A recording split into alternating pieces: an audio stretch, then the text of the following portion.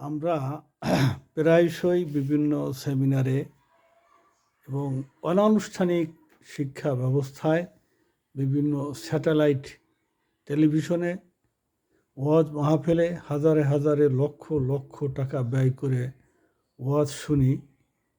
এমনকি হাজারে হাজারে লোককে খাওয়ানো হয়, হেলিকপ্টার ভাড়া দেওয়া হয়, সব মিলিয়ে প্যান্ডেল করা হয়, লাইট লক্ষ লক্ষ টাকা ব্যয় করে আমরা আল্লাহ এবং রসুলের কথা শোনার চেষ্টা করি। এই উদ্যোগটা যে খারাপ তা নয়, নিশ্চয়ই অনেক ভালো। তো এই উদ্যোগকে স্বাগত জানাই। তবে প্রশ্ন থাকবে যে আমাদের আয়োজন থেকে প্রাপ্তি কতটুকু, প্রাপ্তি কম না বেশি, আয়োজনের যে ব্যয়ের থেকে প্রাপ্তিটা কতটুকু, এটা একটু ভাবলে ভালো হয়। আরেকটা কথা হলো যে এখনে স্যাটেলাইট টেলিভিশন বিভিন্ন মিডিয়া থাকার কারণে দেশের স্কলার বড় বড় ভালো ভালো আলেমরা অনেক গুরুত্বপূর্ণ কোরআন হাদিসের বক্তব্য রাখেন, যার কারণে এখন আমাদের অনানুষ্ঠানিক শিক্ষা ব্যবস্থার মাধ্যমে আমরা অনেক জ্ঞান, বিশেষ করে কোরআন হাদিস ইসলামের জ্ঞান অনেকটাই অর্জন করে ফেলছি অনেকেই। এটা কল্পনাতীত। আমাদের মা খালারা, এমনকি বাসার কাজের মেয়েরাও ইসলামের অনেক গুরুত্বপূর্ণ কথাবার্তা শোনে এই ইউটিউবের মাধ্যমে, বিভিন্ন স্যাটেলাইট টেলিভিশনের মাধ্যমে। তো আজকে আমি আপনাদের সাথে একেবারে একেবারে প্রাথমিক ছোট্ট একটা বিষয় শেয়ার করতে যাচ্ছি। আমি নুরুল ইসলাম খান আল মোশাররফ। কথা বলতে একটু ভয় লাগে, এই কারণে ভয় লাগে যে আমরা এক শ্রেণীর লোক ভুল ধরার জন্য ওত পেতে বসে থাকি। আসলে ভুল ধরার জন্য ওত পেতে বসে থাকা ঠিক নয়, তবে যদি কেউ ভুল করে তার ভুল সংশোধন করে দেওয়া এটা ভালো কাজ। আল ইনসানু মুরাক্কাবুন মিনাল খতা ও নেসিয়ান। মানুষ ভুল ত্রুটির ঊর্ধ্বে নয়, ভুল ত্রুটি থাকতেই পারে। তবে আমাদের দেশের একটা সংস্কৃতি হলো এই, একজন আলেম যেটা বলবেন এবং তার পাল্টা কথা বলার জন্য প্রস্তুত হয়ে থাকেন আর এক আলেমরা ততটুকু প্রস্তুত না থাকেন, ততটুকু ওই ছোটোখাটো আলেম আছে না, অল্প বিদ্যা ভয়ঙ্করী, একটা লম্বাটা জুব্বা গায়ে দেয়, কয়েক পাতা পড়ছে কওমি মাদ্রাসায়, মনে করে যে আমি বড় আলেম হয়ে গেছি।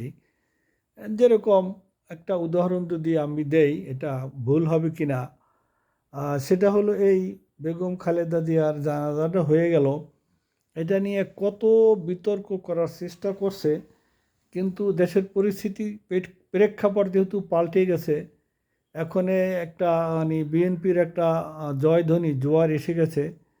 খালেদা জিয়ার জানা যায় যে লক্ষ লক্ষ লোকের উপস্থিতি এবং বড় বড় আলেম তার মৃত্যুর খাটিয়া কাঁধে বহন করেছে, এইটা তো নিঃসন্দেহে একটা ভালো লক্ষণ। যার কারণে অতটা পানি ঘোলাটে করতে পারে নাই। যদি সেই অবস্থা না থাকতো, ফ্যাসিস্ট সরকার ক্ষমতায় থাকতো, নিশ্চয়ই হুকুম দেওয়া হতো খালেদা জিয়াকে কবর থেকে তুলে পুনরায় জানাজা দেওয়া হোক।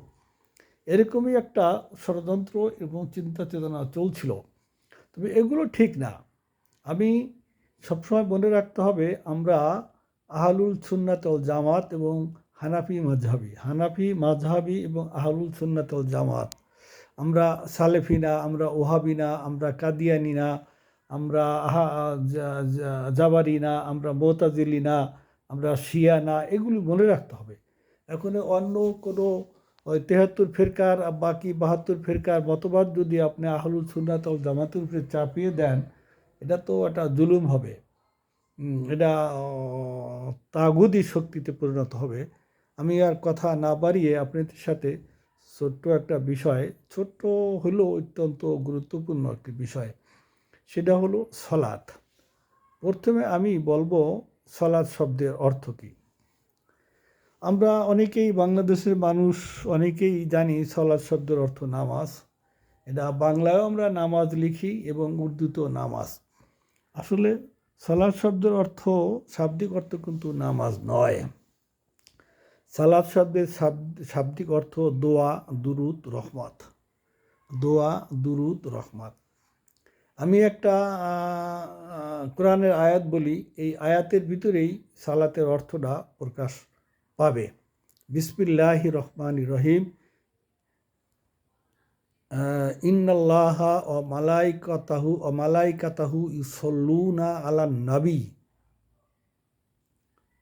এখানে তো বলা হয়েছে নিশ্চয়ই আল্লাহ এবং ফেরেশতাগণ ইউসল্লু আলান নবী, নবীর প্রতি কি পড়ে? তাহলে নবীর প্রতি নামাজ পড়ে। ইউসল্লু মানে নবীর প্রতি নামাজ পড়ে নাকি? এর অর্থ তো নামাজ নয়। নবীর প্রতি দোয়া পড়ে, নবীর প্রতি রহমত নাজিল করে, নবীর প্রতি দোয়া পড়ে, নবীর প্রতি রহমত নাজিল করে। হাইয়া ইউহাল্লাযীনা আমানু, হে ইমানদারগণ, হে মানুষগণ, সল্লু আলাইহি। এখানে সালাত যখন মানুষের প্রতি নিসবত হবে, ইয়া ইউহাল্লাযীনা আমানু সল্লু আলাইহি, তখন হবে দুরূদ, তার প্রতি দুরূদ পড়ো। তাহলে এই আয়াত দ্বারাই আমরা বুঝতে পারলাম সলাতের অর্থ হলো দোয়া, দুরূদ, রহমত, নামাজ নয়। এর বেশি আলোচনা